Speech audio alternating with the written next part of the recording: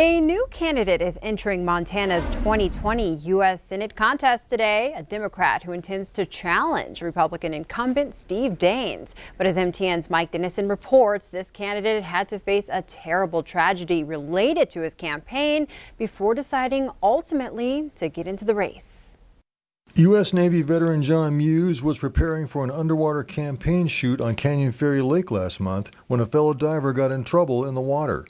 Muse jumped in the lake to try to save 40-year-old Jesse Hubble of Massachusetts, but to no avail and almost drowned himself.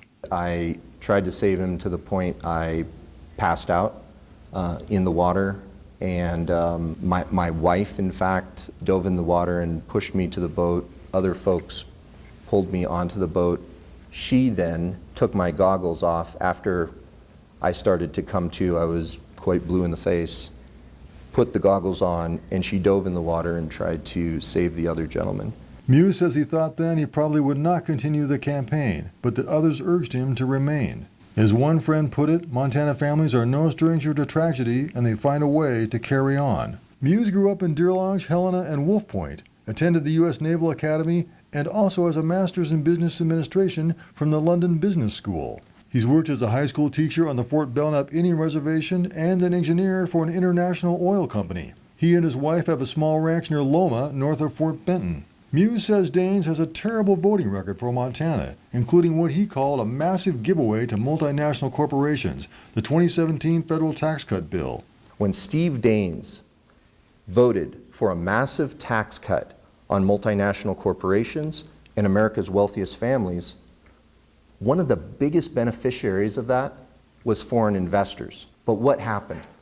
That tax cut blew a multi-trillion-dollar hole through the nation's pocketbook. He also called Daines a yes man for an erratic president and said the country needs investment in infrastructure, better teacher salaries, and action to combat climate change. But Muse, a first-time candidate, also has a Democratic primary opponent in the Senate race, Helena Mayor Wilmot Collins. Muse calls Collins a good man with a good story to tell, but he says he's happy to let primary voters decide who has the better qualifications to take on Senator Daines next fall.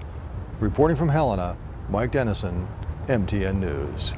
A spokesman for Senator Daines says he looks forward to having thoughtful conversations in the campaign on how to protect good-paying jobs and our Montana way of life.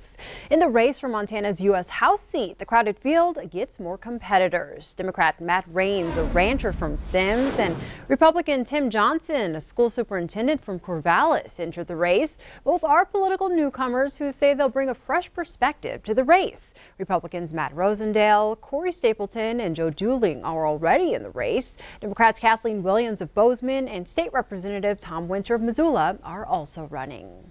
A recent string of credit card fraud across Billings is now linked to 3 persons of interest on the other side of the country. Billings police say the 3 people from Florida recruited local residents to help them use stolen credit card information to withdraw cash from local ATMs. And they also say the fraud is far from over. Lieutenant Brandon Woolley says the number of victims has more than doubled since the story was first reported to 80, and he expects more reports. Woolley says Billings has seen its share of scams come through, but this is the first credit card skimming scam to hit our city.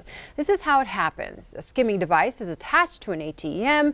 Then when you use your card, the device saves your credit card information. The scammers are able to clone your card and use it to withdraw money from your account. Woolley says the reason the out-of-state criminals are working with local people is so the transactions are coming from a location in Billings and therefore don't cause a bigger red flag. But there are some things you can do to protect your card.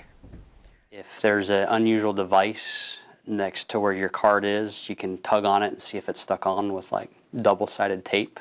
Try to use ATMs that are used frequently or in well-lit, good security locations such as well-lit bank parking lots. Try to avoid those ATMs that are tucked off in the back corner of a building where there's no lighting, no cameras. Willie says it is also important to file a police report if you have been targeted. Not only will it help them with the investigation, but it could also help you when trying to work with your bank for reimbursement, as many require a police report number to move forward. In court news, a 34-year-old Red Lodge man is sentenced to life in prison without parole for killing a homeless and disabled man who lived with him.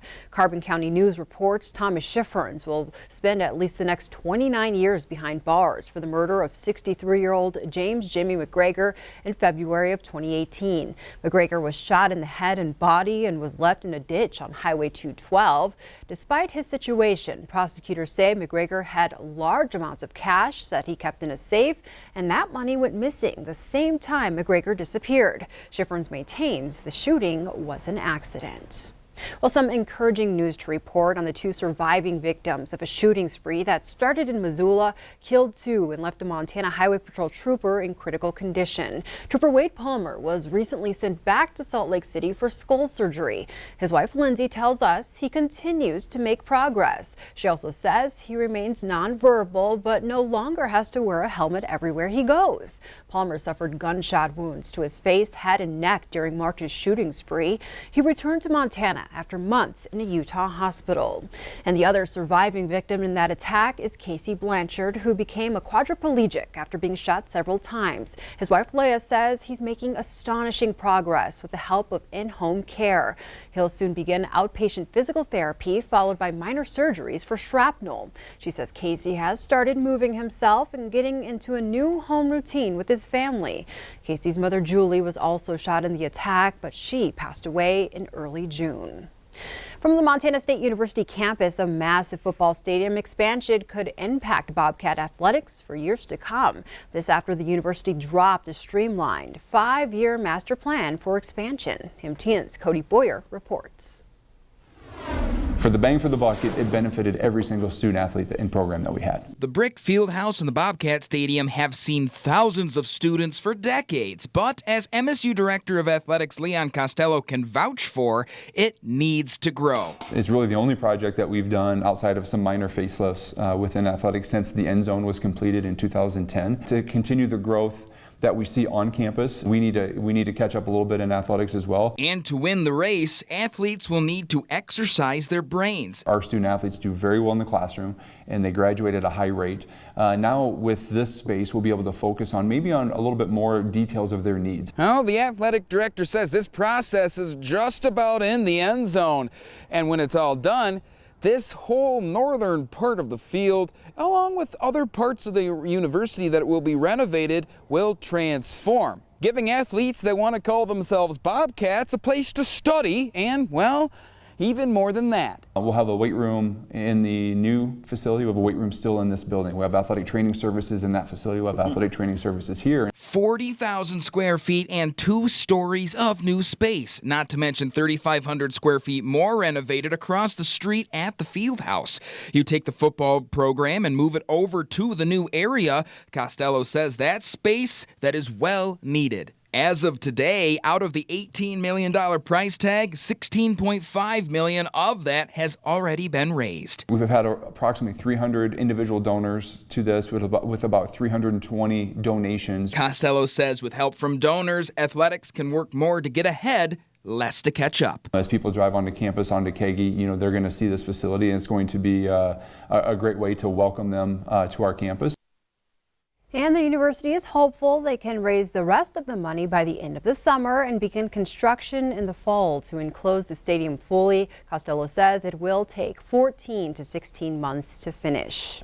Well, now we go to the Worden-Ballantyne Water District, where there's still a drinking water warning in effect that was issued early last month. Weekly tests have shown high levels of nitrates. Infants up to 6 months old should not drink water, juice, formula, or other products made from the tap water. Those older than 6 months can drink the water, but pregnant women should check with their doctors. The Water District has not found the source, but states that nitrate contamination comes from agricultural, industrial, and natural sources, including septic systems and runoffs. Bottled water is available at the district's main office in Worden. Well, before we take a break, one downtown Billings alley is getting a lot brighter as the wall behind the pub station gets a makeover. A collaboration between Big Sky Economic Development, Better Off in Billings, the Downtown Billings Alliance, and the Career Center brought about the idea for the mural. Students at the Career Center submitted design ideas, and a senior at Senior High, Noah Woodring's design was chosen. The design features important landmarks that he believes make Billings. These include the First Interstate Bank Tower, the Moss Mansion, the Heritage Center, and the newly renovated Babcock Theater. Sometimes the south side and downtown is looked at as, uglier, but it's really not, and I think murals will help really showcase how beautiful Billings is, and it'll bring a lot of arts and culture back into Billings.